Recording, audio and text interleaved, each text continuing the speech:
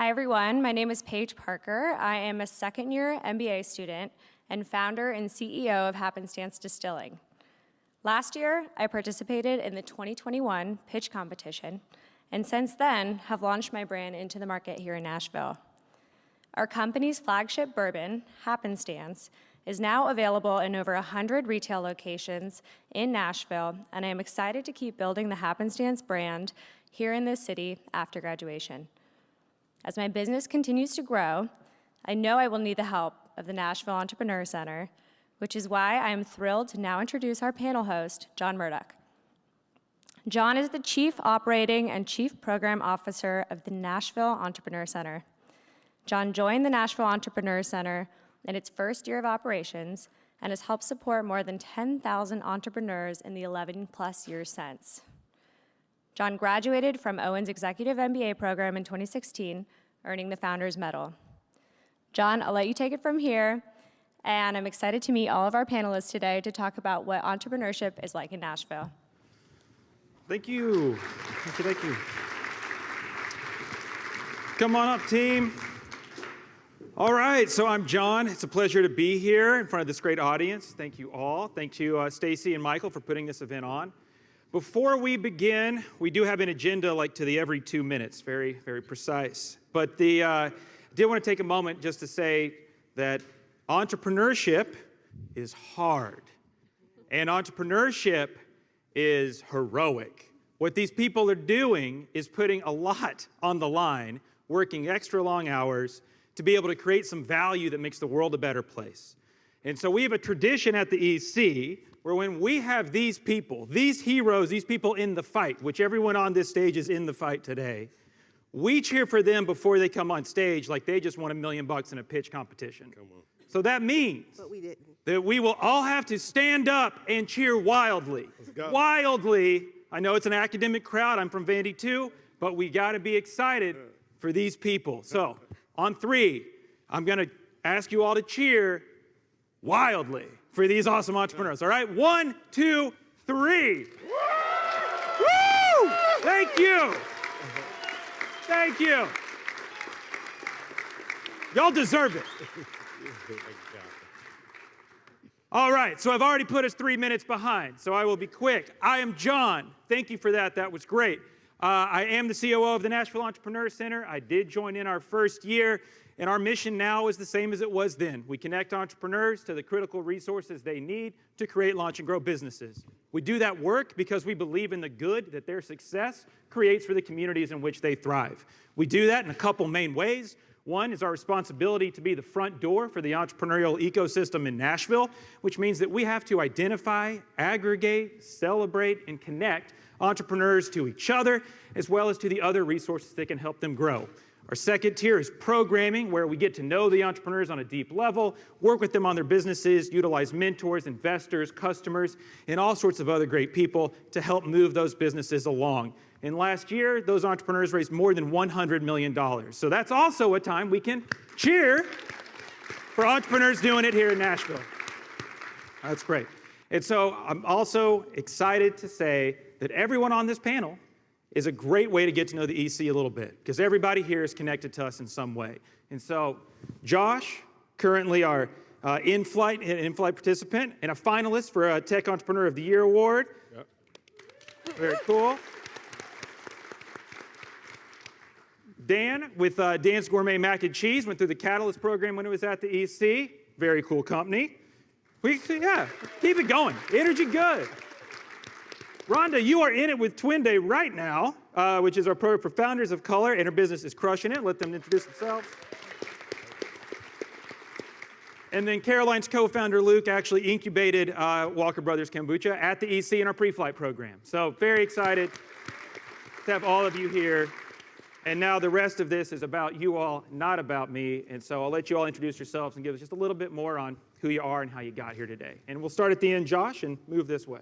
All right, my name is Joshua Mundy. I am the CEO, co-founder of Pivot Technology School. Pivot is a 20-week, I would say, accelerator, or actually a tech workforce development company. We help organizations pipeline diverse talent via tech. So we train individuals in those 3 areas. And I've been a full-time entrepreneur in the Nashville community for about over 18 years. I've opened up several different types of businesses. So my longest running business was a dry cleaners in Germantown. So I had a dry cleaning business, I had a co-working space business, event space business, all in the same building.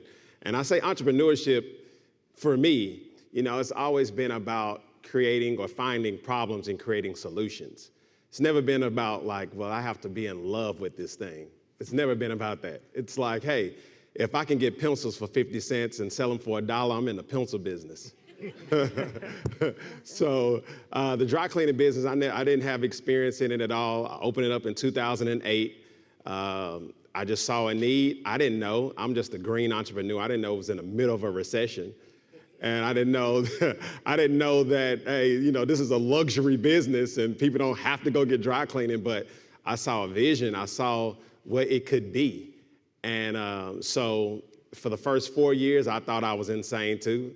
I thought I was crazy. We struggled. But as soon as they announced the baseball stadium, my business went crazy. So it was on the corner of 7th and Jefferson. And from 2014 all the way to 2020, March the 3rd, 2020, we was there. So my story is very, very interesting because I lost it all on March the 3rd, 2020. So all the businesses that I built for over 13 years, the tornado decided, to knock on my door. So literally, when you talk about entrepreneurship, you talk about resilience, you talk about how do you literally pivot. And really, some things in life prepares you for your pivot. So 2019 was the year that I created Pivot Technology School. Now, I do not have any experience in, again, this is a theme. I do not have experience in tech. I do not know how to code. I don't know how to, I'm not in software development, but I saw a need because I went to Austin Tech. And am I going too long? A little bit. Okay, I'm sorry. Yeah.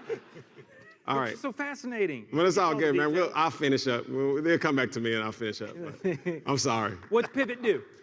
So Pivot, again, it's a tech workforce development company. We work with organizations like CoreCivic, Deloitte, Amazon. We work with Shipt. And what we do is we build internal workforce for them. So as you all know, it's a huge shortage in workforce in general, but especially in tech. And then there's literally no diversity in tech at all. It's less than probably 3% of individuals in tech. So we'll be graduating about 500 individuals that, again, if you all look in the Business Journal today, you'll see we just announced that we launched our Pivot Tech Solutions, our MSP company. So we're going to be training individuals on jobs that we create. So it's going to be a game changer. That's awesome. Making a difference we need. Dan? Yeah. Guys, I'm Dan Stephenson, co-founder and COO at Daily Crunch Inc. So we are a sprouted nut snack company that focuses on superfood-infused snacks. We're now distributed in over 1,000 points of distribution around the country through natural retailers and distributors like KeHE and now Unify, airports, Amazon, going on Box.com, Thrive Market. And we launched on March 4th, 2020. So very interesting time to launch. Right. Exciting. We are going to our first trade show this year after 2 years of trying to build a business almost in the dark. But we've been very fortunate to get some great PR and people love what we're doing. I came from a background in finance and economics, actually went to Vanderbilt. Got to Nashville in 2003, graduated 2007, undergrad here. Worked for an economist, a guy named Art Laffer. Some of you guys might know. I was chief of staff for Dr. Laffer. Went on, worked for the Ingram company, so I was in the treasury and then worked on strategic planning for the barge company. And while I was there, I started Dan's Gourmet, which was a line of artisan mac and cheeses. And that started out as a passion project. Didn't start as a need, but quickly saw that there was a need in the market and a product fit. And so I used Nashville as our home base for really great beta testing in the farmers markets before I scaled this product nationally and took that to about 3,000 retailers. And so I've had food truck business, consulting business, then now moved on and co-founded this company, Daily Crunch, 2 years ago. So it's been an exciting ride, and excited to share it with you guys today. Thank you, Dan. Good morning. My name is Rhonda Cammon. I am the owner and CEO of Perfectly Cordial. We are a fruit-first, female-founded and female-sourced beverage company. We want to make it easier and convenient for you to drink better. I got into the beverage company by way of nursing. I was a nurse for 21 years. I was like a lot of you probably were, bartenders at some time, or hostesses, or servers, or something in the restaurant industry. So that was my gateway into bartending, and I just never stopped. I am the first and probably only still African-American female board member of the Nashville United States Bartenders Guild. I am a founding member of the Nashville Bartenders Foundation, where we give out monetary grants to those who are in need in the hospitality community. And it's just really exciting to be here. I could talk forever, so hey. Good, we'll give you the chance. Hi, everyone. I'm Caroline Howard. I'm a co-founder at Walker Brothers. Walker Brothers is a craft kombucha business based here in Nashville. We brew both non-alcoholic and hard kombucha. We're sold in 7 states, mostly in the Southeast. And you can find us in stores like Trader Joe's, Whole Foods, as well as lots of independent retailers. I came to Walker Brothers from a background in something completely different. So prior to Walker Brothers, I worked in business development for a technology company, helping to grow our business throughout Europe and APAC. So after business school, came to Walker Brothers to put everything into play, and have really enjoyed leading this business for the past couple of years. And I'm looking forward to what's next for us, and happy to be on the panel. Awesome. All right, well, so we have, as you can see, a diverse array of backgrounds on how we got into our entrepreneurial journeys. And a lot of our audience today, here in this room and then also virtually, are people that maybe they're not an entrepreneur yet. Maybe they're trying to figure out, what does it mean to be one? How do you become one? How do you know you should be one? And so I was curious if you could all provide a little more insight on that journey for you, from when you were whatever you were before to when you said, no, I'm an entrepreneur full time now. This is my thing, what I do. And Josh, you want to kick us off? Yeah, well, I'm a little long-winded, so I'm going to keep it at 2 minutes. So pretty much, I've been an entrepreneur pretty much all my life. I felt like I was the kid that was selling candy in school that wasn't supposed to. You know, I was always always knew that I wanted to be my own boss. So my very last job I was 21 years old, working at a place called Park Center. And I built my very first company, which was a janitorial service. So I got into janitorial.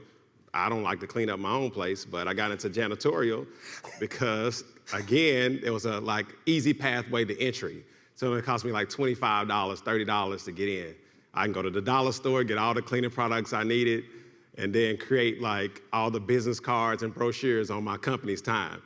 And so I did that. And so literally I started building my business, and then I had to make a decision. Either I'm gonna be a full-time entrepreneur or I'm going to work a 9-to-5. And I made that decision. So, and I haven't looked back 18 years later. So I made that commitment to myself that I told God, I said, no matter how hard it got, I was never gonna go back to work for anybody. So that's pretty much, I always knew. You know, so when you made that decision, how hard was that for you? Oh, it was hard. You just think about, and I always approached entrepreneurship as I wanted to take all my risk while I was young. So before I had a family, before I had people to really depend on me, I always knew if I failed, I can at least go live on my mama's couch,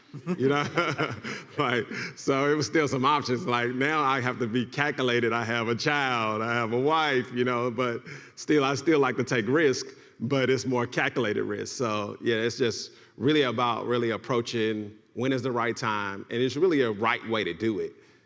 So whether it be saving your money up or just making sure that you at least have 12 months of expenses in your bank account so that you can really build your business and not try to eat off your business in the very first year.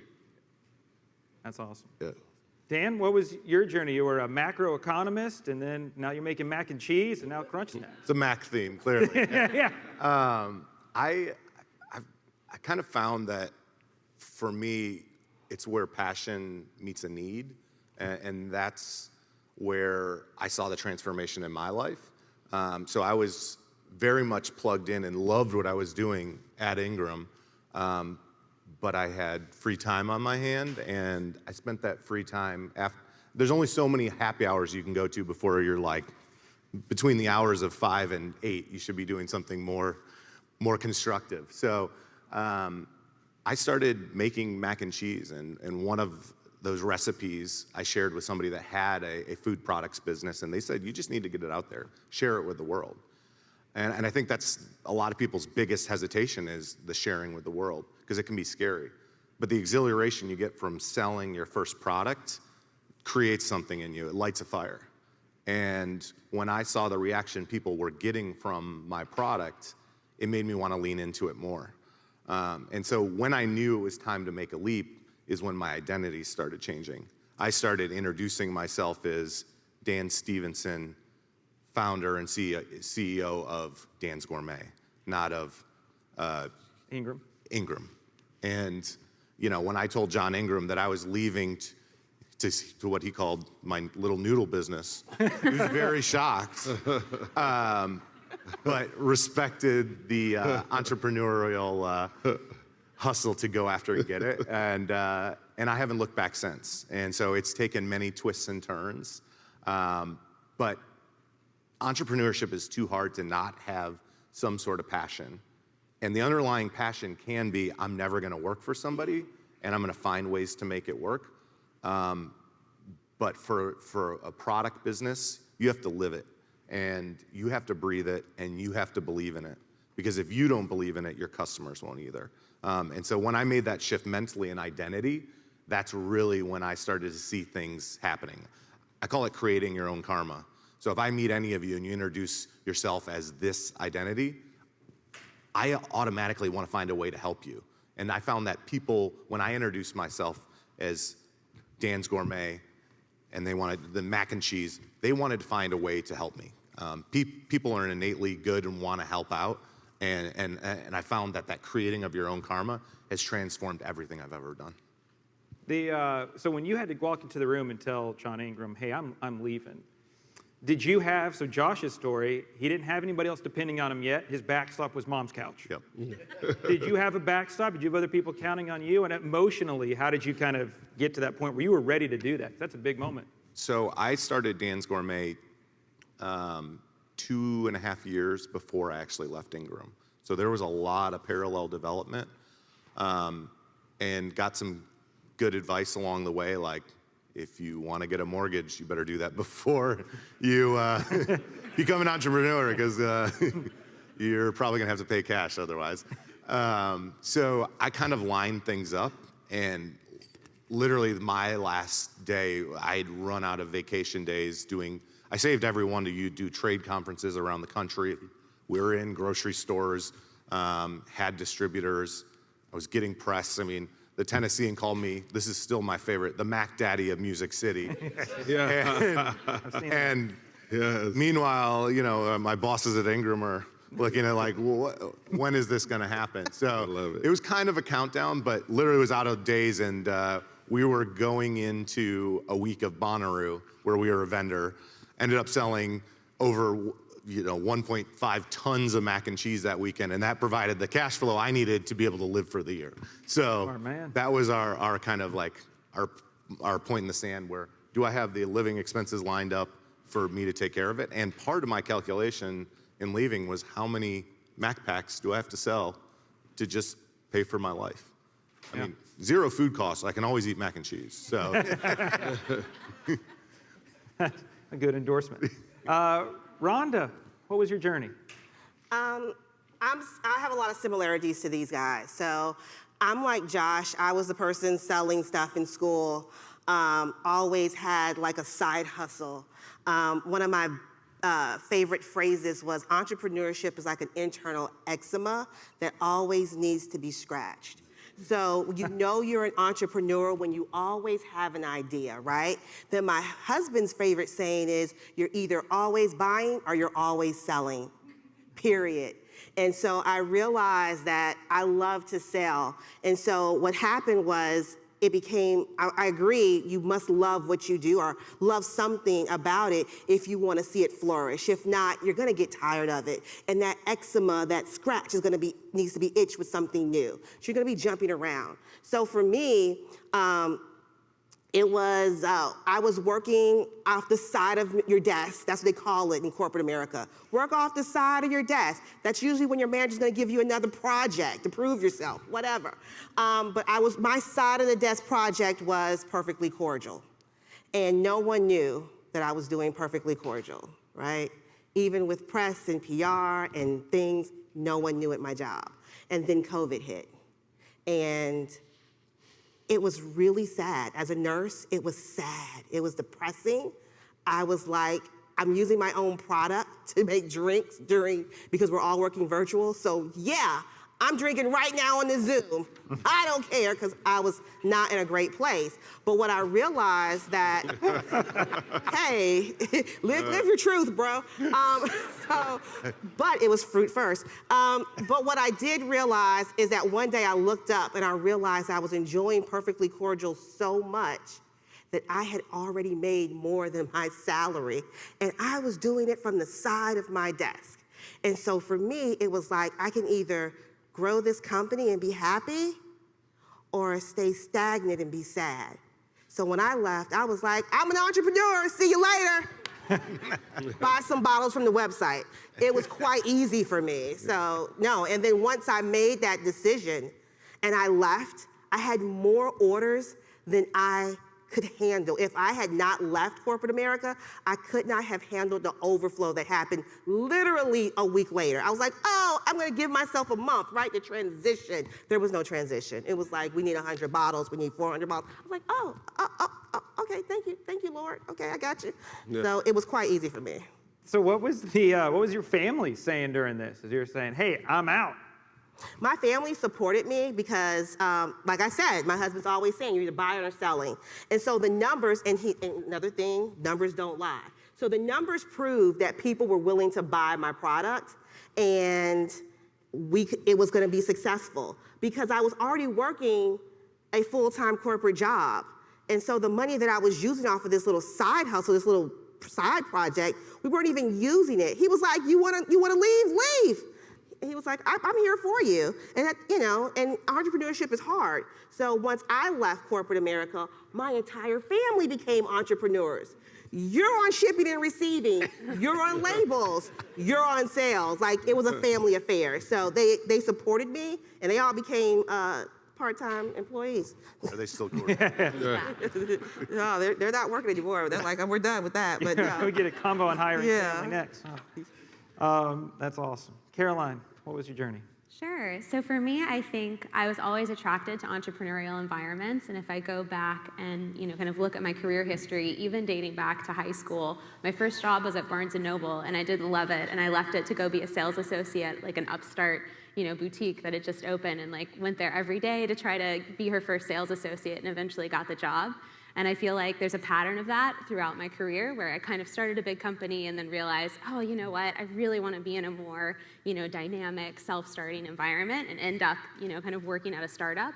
And that's what happened for me after I graduated. So I worked at Bloomberg initially, and then left that job to go join an advertising technology startup, and really just loved it. I was one of the first employees in the New York office, and then became one of the first employees in their London office. And so it was really fun to just be on the ground from the beginning. And so I think I'm just really attracted to that type of energy. That said, I was never really the person with the ideas. I was always kind of an accessory to the idea and kind of there to make it happen. And in a lot of ways, that's my role at Walker Brothers, where I partnered with Sam and Luke Walker, who are two brothers that had a real passion for craft beer, but found that it wasn't really settling well with their stomachs. And one brother, Luke, was brewing kombucha on the side and thought, I wonder if I can, basically further ferment this and make it alcoholic and have a drinking experience that's, just as interesting as it is drinking craft beer, but is easier on my gut. And so I was fortunate to be one of the first people to try that hard kombucha and absolutely fell in love with it, and fell in love with he and his brother's, passion for this product and, what they were bringing to market. And was one of the first investors in the business, and then became an operator alongside them. So again, it's kind of like just really being attracted to things in the earliest stage, and working with the ideas people to commercialize those ideas and bring them to more people. That's awesome. And so as you kind of look at our group, right, we have different paths that got us there. We were always in it, always doing it, always going to be it. Still to have a moment of clarity, but doing it. We have two individuals that they had side hustles, grew them, and then left off. And we have someone that was always attracted to entrepreneurship and started by working for an entrepreneur, and then started her own thing by pairing up. So there's different ways to get there. So if our audience says, okay, I think I could take one of those paths maybe, but I'm not sure if I would be a good entrepreneur. So like, what is a day in the life of an entrepreneur? What's the work like if you were to try to warn, tell, prep somebody? What's your daily activities, your hours? What could they expect? And that's open to anybody. So no longer everyone answer. Just jump in if you think, hey. Late nights and early mornings attached to your cell phone, thinking about new projects in your sleep. REM sleep will never be the same. You'll appreciate it more as an entrepreneur. You will get all of your steps in even when you don't want to get steps in. You'll appreciate your team members. You'll realize that leadership is hard. Decisions need to be made quick. You have to follow your sword often because you're the leader. It starts at the top. They used to always say something in healthcare, shit rolls downhill. Well, it starts with you. So because you're the entrepreneur, so you'll make bad decisions, you're gonna lose money, you're gonna make money, you're gonna celebrate, you're gonna cry, you're gonna go through all of the emotions. You're going to seek therapy, seek God, seek a CFO. You're gonna do a lot of seeking. Hey, I'll get off of my soapbox, take it. Take it away. Yeah, that's well said. Well, I would say entrepreneurship changed for me a lot. I used to be an operator. And so when that tornado hit, and then I built a technology school, I really saw where I just wanted to play in my strengths. So I built a team that could do all the things that I couldn't do. So I knew what I do well is sell. So pretty much my day is consisted of going out and closing deals. So if I always tell my team, if I close one, I'm good, man. I'm not doing anything today. I'll be on the golf course, So it's changed a little bit. I mean, we've built an amazing team, and it really started with just me and my business partner. But as we started to grow, we started to bring on the right people that can really execute at a high level in their lanes. Because we knew quickly that we couldn't do a technology school with just me and my business partner. He has the tech background, by the way. And so we just knew that we couldn't really execute it, but we didn't have any budgets. We didn't raise any money, no seed rounds, no special investors, no any of that. We built it literally bootstrapping, and it was around the time that George Floyd hit. So when that George Floyd thing happened, we launched the school, and we just started receiving checks out of nowhere. And look, literally, we had payroll that was $10,000 that we didn't have, all these different things, but it was just we just started moving in the direction that we wanted to go. And that's really my kind of philosophy. I just move in the direction that I want to go, and then everything that I need is going to show up.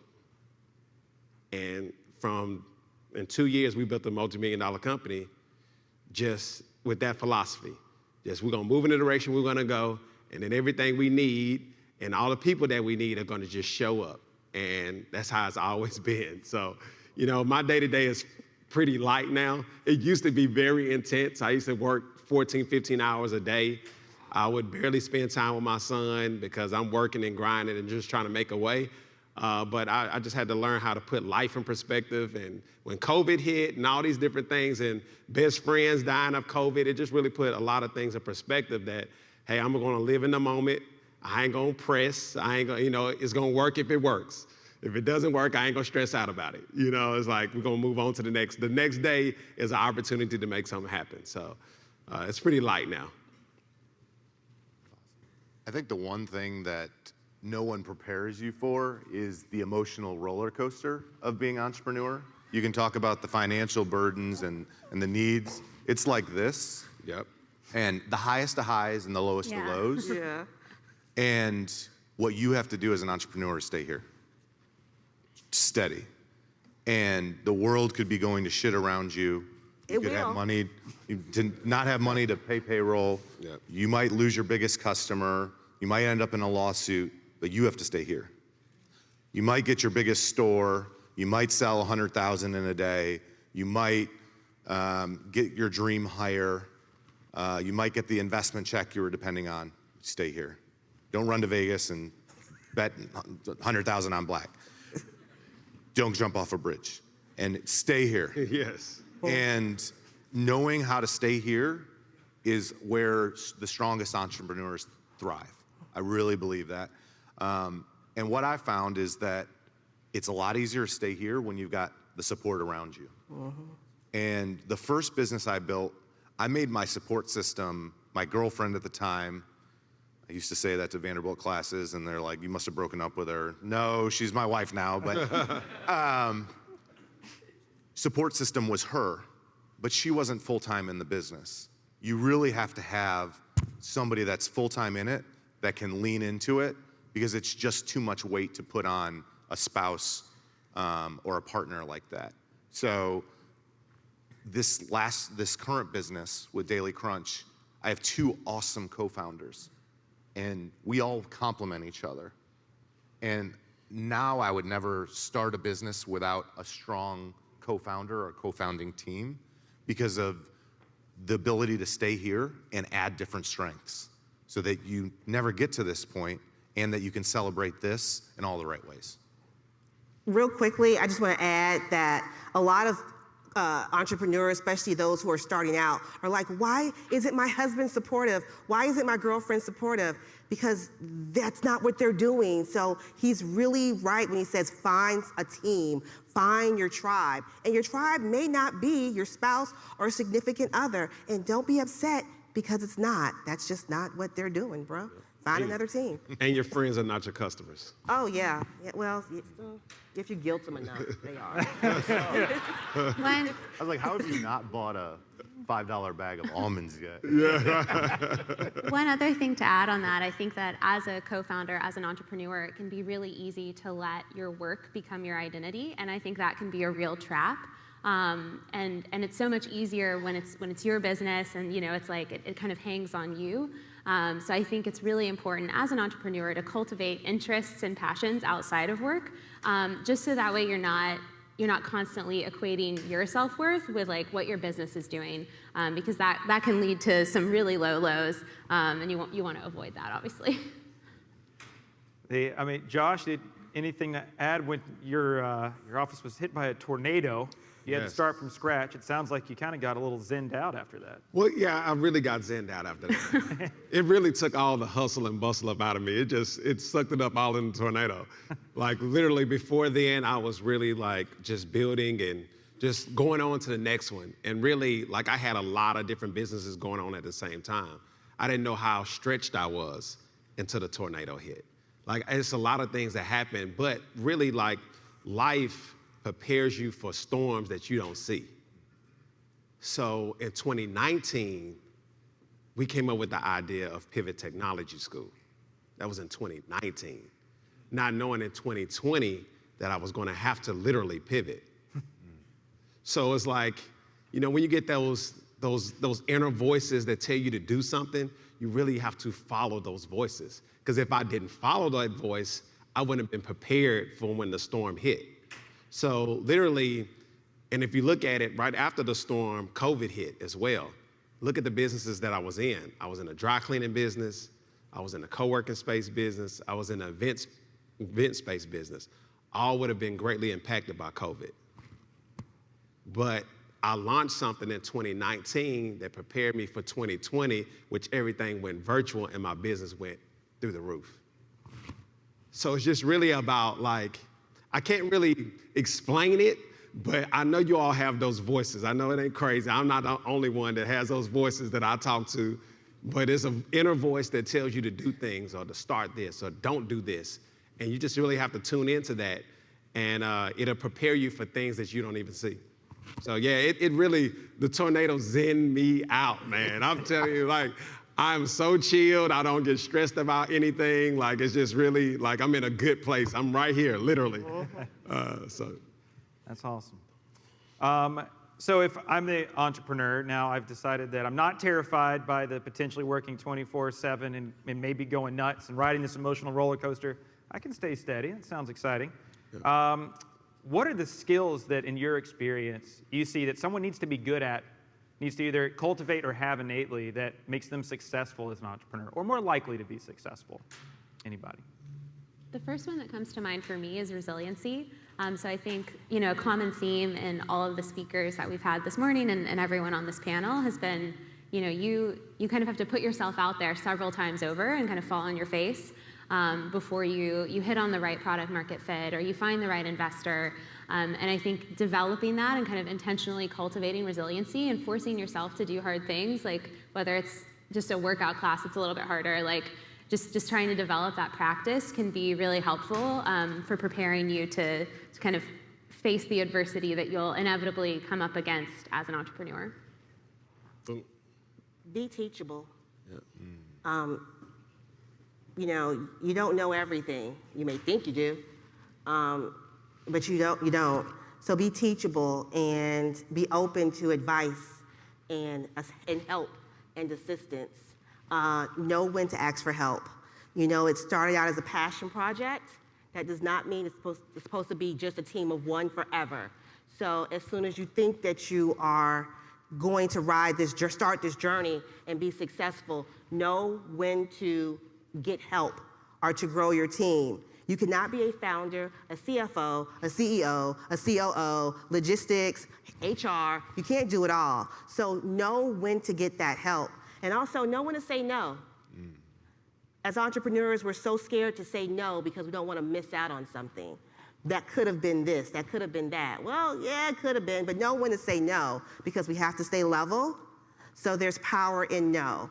And thinking it through. When that little voice, what Josh was talking about, says, I don't know, man. That's that little voice saying no. And listen to it and run the other way. I'll echo off of what Rhonda said, and it's just this, I like to call it listen more than you speak, and it's kind of awkward for me right now because I'm talking more than I'm listening to you guys. But you usually discover more in a conversation when the other person is sharing, especially when you know that they have something of value to share to you. And so whenever I'm around somebody that has an experience that I want to draw from, I try to remind myself of that. And that can be tough because we're so excited and so passionate about what we're building and doing that we could talk about it for hours. But there's times where you have to calm it back and know that somebody is going to give you just a nugget that you might take. And in that nugget, you just have to figure out how I can implement it into my own business, into my daily. A lot of times you hear some really bad advice. Don't fight it, take it in, filter it, and decide what you use. But the perspectives are huge for being able to kind of judge and take in and become a better entrepreneur. I would say, to add on to that, several things. Your network equals your net worth. So go meet strangers. Put yourself out there on LinkedIn. Do things that make you feel uncomfortable, but you're building a brand. So you can't be a business or build a business and quiet about your own business. That's not possible. I would say, two, get some hearing aids, okay? You cannot let everybody speak into you because they're gonna speak their fears on your idea. All right, so you thinking big, you're dreaming big. Hey, I'm gonna open up the next Amazon. Well, your friend or your mother or your father or somebody be like, well, you can't do that. So then you're already thrown off. Then you're already second guessing yourself. So watch who you let speak into you, and like he said, filter it out. But sometimes those words, it could come from the wrong people or the right people. It could come from your wife or your husband and they say something and it really impacts your spirit. It impacts your ability to say, I can do this. So watch who, you let speaking to you. And I would say 3 is just don't be scared to fail. Who cares what people think?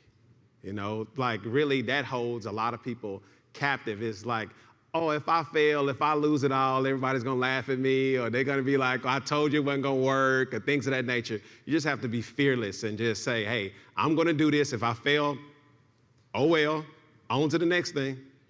Something's gonna work. We selling pencils. Yeah, right, we selling pencils. Something's going to work. Did you find yourself, I found myself after that intro part of entrepreneurship, I had to purge the negative people around me. Yeah. Because there are gonna be people that don't see your vision and don't think big enough for us as entrepreneurs. And I saw my friend set change because of the way that they were giving me positive feedback. And it wasn't just a relentless go, go, go, but they would at least believe in my dreams. And there are people that are in your life when you go to start a business will never believe in your dreams. You just don't know it until that moment. Yep. If you want to know when people don't believe in your dreams, go pitch to a bunch of VCs. It's the ultimate. We don't believe in your dream. Next. There you go. Keep on going. Well, so y'all touched on a lot of great topics in there. One that I was hopefully you could delve on a little bit further is like we have at the EC, you'll see entrepreneurs all the time that get maybe bad feedback, good feedback, and then good feedback that's completely different than the other good feedback. Then the entrepreneur struggles with what to do. How do you work through that, or what would you recommend to somebody in that situation? Lean on technology. Take it to Facebook, bro. Do a poll. People are very opinionated. So if you want an opinion, you'll get it. And if you have people who are saying, well, I think you should do this, or I think you should do that, take it to the social media streets. What do you guys think? Then you just weigh out your odds. And then, A/B test it. We'll try this, we'll try that. And see, there's no bad advice, but it just didn't work out. The numbers don't lie. People don't like what you're doing. There you go. I love Rhonda's testing. I mean, that hit him with the A/B. Yeah. It's the data. Yeah, the numbers don't lie. So take all the advice and hit up TikTok or Instagram. It's free. I think also it's good to know like what your business's like kind of compass is. So at Walker Brothers, when we made the decision to launch both non-alc and hard kombucha, a lot of the folks that we initially spoke to said that's a ridiculous idea. A brand can't have both an alcoholic and a non-alcoholic product. That will confuse people. But for us, it was really important to have options for consumers, regardless of whether they drink alcohol or not, to have something that's enjoyable and has this depth of flavor. And so for us, it was really important to have both.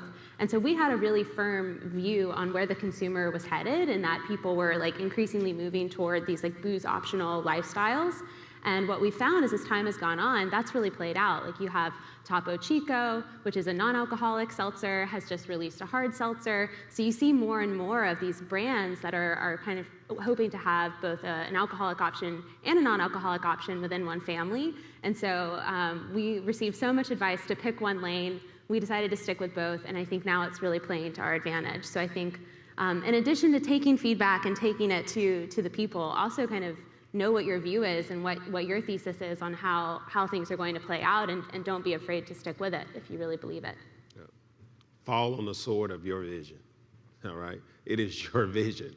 So if you have a vision to launch 3 brands, then that's your vision. And if people have it, well, hey, I don't think 3 brands will work. Okay, well, thank you for that information. We think 3 brands will work. And if I fail with 3 brands, it didn't work. It just didn't work.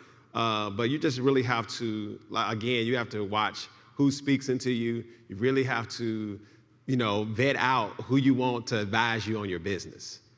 Because everybody's not an expert, and you're gonna hear again 4 or 5 different opinions. I mean, they told me that, okay, you're gonna launch a technology school? Like what? You're in the dry cleaning business. What are you doing over here in the technology?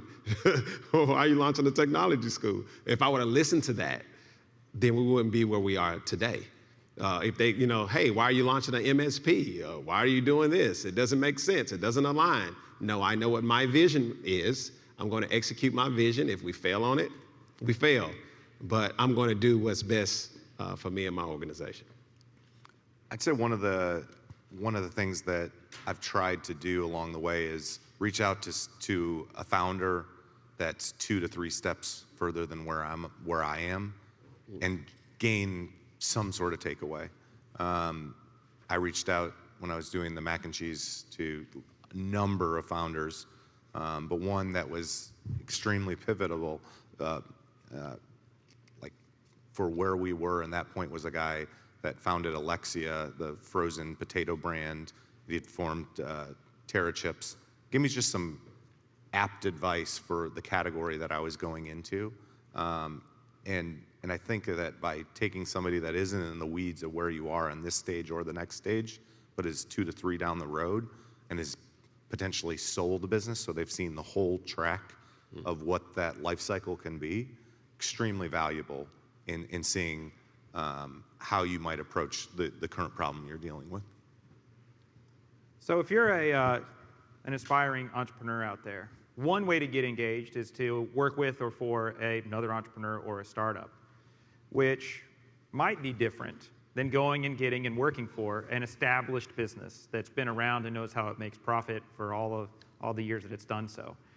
What would be your advice to those people? What do you look for in somebody to maybe join a startup company and work there, and how do they find you or people like you? That's a good question. I think one of the things that comes to mind for me in terms of what we look for in hires is someone with a history of taking initiative. So whether that was at a large company or in their school background, someone that's had an idea and then seen that through to completion somehow. It doesn't matter how small or what magnitude, but I think that that's a really great signal that someone would thrive in a startup environment. Yeah, I really look for people that take initiative. Like, we look at everybody's business partners. You're not my employee, you're a business partner. So everything that you do affects everything that I do, and vice versa. So we look for people that really take initiative, not people that say, okay, what do I do next? Okay, what do I do next? Like, those people do not last long in our organization. So we just like to take or get people that see the problem and just create the whole roadmap to the solution. Just bring me the solutions. We'll talk about the problem once, but let's not continue to talk about it. Let's create some solutions and how we're going to get there. So that's what we generally look for.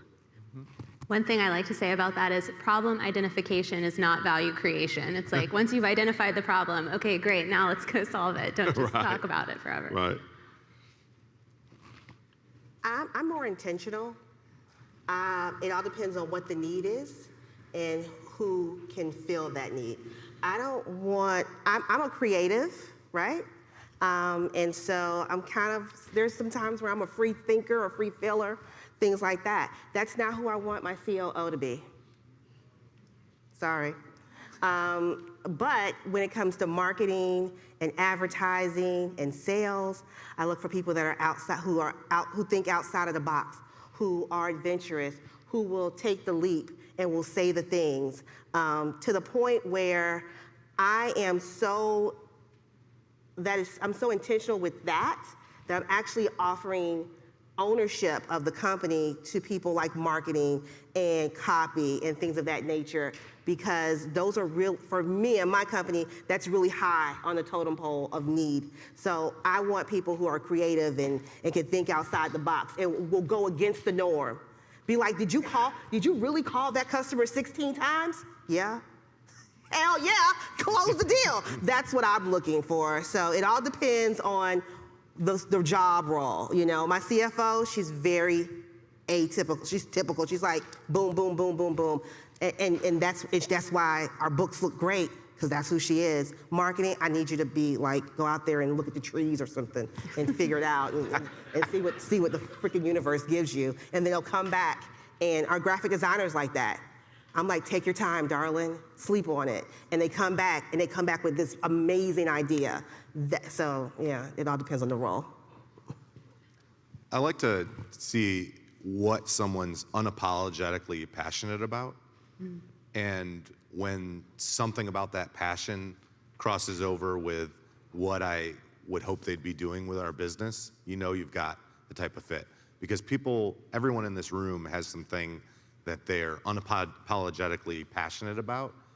And when that crosses over with the hard work that's going into a startup, and that can be parts of a graphic design, seeing a project to come through in this way, closing a deal, where those cross over, lining up with the job role, you know you're going to have someone that can bring the passion and the highest quality of work to your business. Well, thank you all. And that's a great description, I think, of what I hear people say all the time, what they're looking for in people to join their entrepreneurial teams. This is the end of our panel. And so I want to take a moment just to thank you for sharing all of your time and wisdom with us here in this room. And also as kind of a recap for us on our journey, we started by looking at what are the routes to entrepreneurship. There's no one set path. You don't join it at any specific time, but we have always been there, always going to do it. Left corporate America, started out with some startups. We went on and talked about what the job entrepreneur looks like. Turns out that it's an itch, an internal eczema that you cannot scratch enough. And an emotional roller coaster with highs and lows where we've got to stay steady, a busy hustle, a grind. But I think something that's worth it. Everybody up here, I think, would agree that for them it's been a fulfilling journey so far. Thumbs up. Thumbs up. And then as we looked at skills, the ability to identify what we needed to do in kind of an ambiguous environment, network, be resilient. Again, I think a theme from this panel and this group, because you're going to get knocked down. And if you want to get with the startup and entrepreneur and thrive, be somebody who takes initiative. And I know most everyone probably self-describes themselves as someone who takes initiative, but look at what other people say are those who take initiative or don't, and there is a difference. But finding solutions rather than problems and bringing passion to the job, things that really set you apart and go a long way. So thank you all for being here. I have one more thing. Yeah. If you all on LinkedIn, connect with me, Joshua Mundy on LinkedIn. Gotta do I'd love things to that are connect uncomfortable. with any of you all. Well, hold on. I have one more thing. Pivot Tech Solutions. One more thing, because no one told me this, and this is just for the women in the audience, right? What I learned during 2020 is to be audacious and be fearless. Look to your left and look to your right. There is a, no offense, dude, there is a heterosexual white male next to you that gives 0 fucks, right? So I learned that. They will go out and ask for what they want, when they want, how they want. As women, we don't do it. Do it. The worst they can do is say no to you, and you are no farther better off worse than where you were. So do it. God give you the strength, the courage, and the audacity of a heterosexual white man, and you will go far in life. Your Honor. And with that, we are adjourned. Obama out. Thank you all. Hey, let's stand up. Hold on a second. You tell us.